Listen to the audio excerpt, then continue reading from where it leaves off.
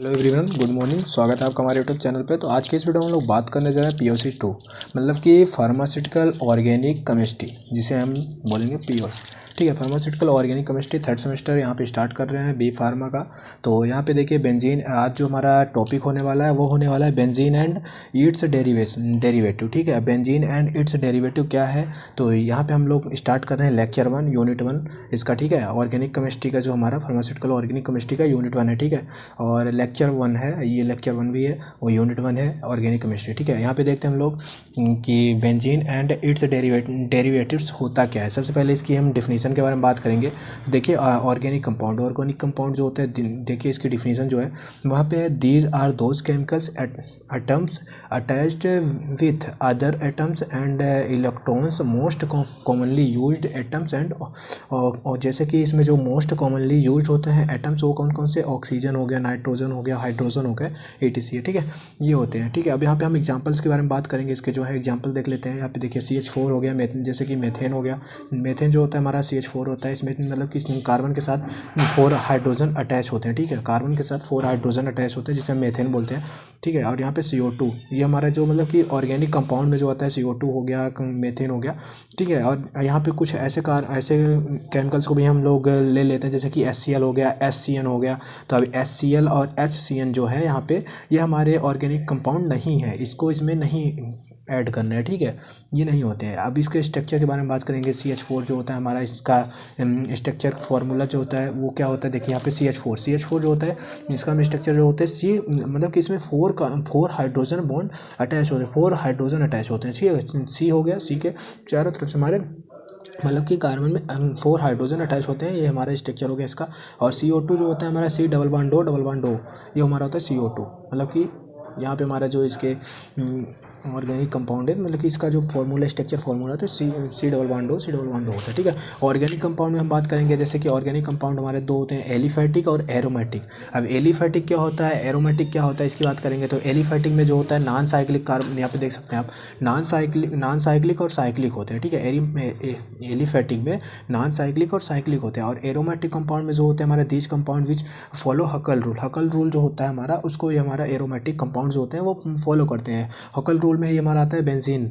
ठीक है, बेंजीन जो हमारा होता है वो हकल रूल में ही आता है। ओके, तो अभी हम बेंजीन के बारे में बात करेंगे, प्लस हकल रूल के बारे में बात करेंगे, उसको भी आप समझ में आ जाएगा। ठीक है, कैसे होता है। देखिए यहाँ पे बेंजीन के बारे में बात करते हैं। बेंजीन क्या होता है, देखिए benzene is a organic compound, मतलब कि बेंजीन जो होता है हमारा ऑर्गेनिक कंपाउंड होता है विच कार्बन 6 एटम्स, मतलब कि जो हमारे ऑर्गेनिक कंपाउंड है इसके जो कार्बन होते हैं वो 6 एटम्स अटैच्ड होते हैं, 6 हाइड्रोजन एटम्स अटैच होते हैं। ठीक है, इट कंटेन रिसोनेंस, मतलब कि हमारा जो, ये आप देख सकते हैं यहाँ पे बेंजीन रिंग में हमारे 6 carbon and 6 hydrogen atoms attach होते हैं। ठीक है, देखिए यहाँ पे स्ट्रक्चर ऑफ बेंजीन यहाँ पे आप देख सकते हैं।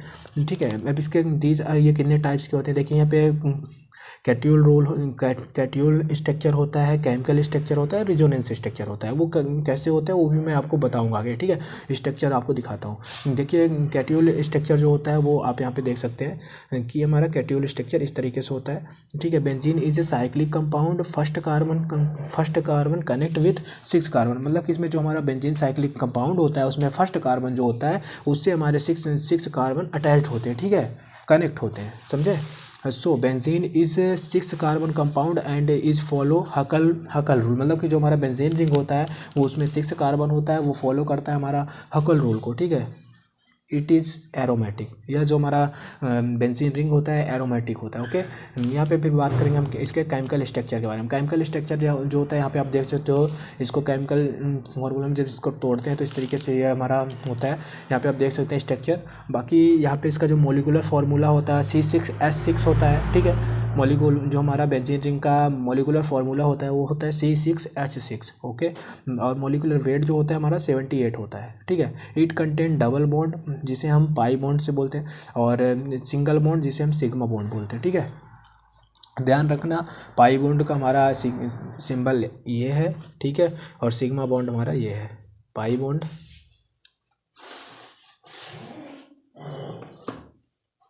और सिग्मा बॉन्ड, सिग्मा बॉन्ड, ठीक है, ये हमारा ओके, इसको ध्यान रखना। यहाँ पे बात करेंगे इट इज़ sp2 हाइब्रिडाइजेशन होता है। बॉन्ड एंगल जो हमारा होता है, बॉन्ड एंगल जो बॉन्ड एंगल होता है हमारा, बोले तो ये जो हमारा बॉन्डिंग एंगल होती है जो हमारी, तो ये हमारी बॉन्डिंग एंगल जो होती है हमारी 120 डिग्री होती है, ठीक है, 120 डिग्री होती है, ओके, 120 डिग्री। और हमारा बॉन्ड लेंथ जो होता है, ठीक है, बॉन्ड लेंथ जो हमारा बॉन्ड लेंथ जो होता है हमारा, जो हमारा बॉन्ड लेंथ होता है, मतलब कि सी कार्बन से हाइड्रोजन, समझ रहे हो, कार्बन से हाइड्रोजन जो हमारा बॉन्ड लेंथ होता है, ये वाला यहाँ पे आप देख सकते हैं, ये कार्बन से हाइड्रोजन जो हमारा बॉन्ड लेंथ होती है 1.5 एंगस्ट्रॉन, ठीक है, डिग्री एंगस्ट्रॉन, 1.5 डिग्री एंगस्ट्रॉन होता है। और जो हमारा कार्बन से कार्बन की होती है बॉन्ड लेंथ, वो हमारी होती है 1.3 डिग्री एंगस्ट्रॉन, ठीक है। तो ये ध्यान रखना है, ये चीज़ें बेसिकली अगर आप एग्ज़ाम में लिख के आते हो तो एग्ज़ाम में अच्छा नंबर गेन कर पाओगे, ठीक है।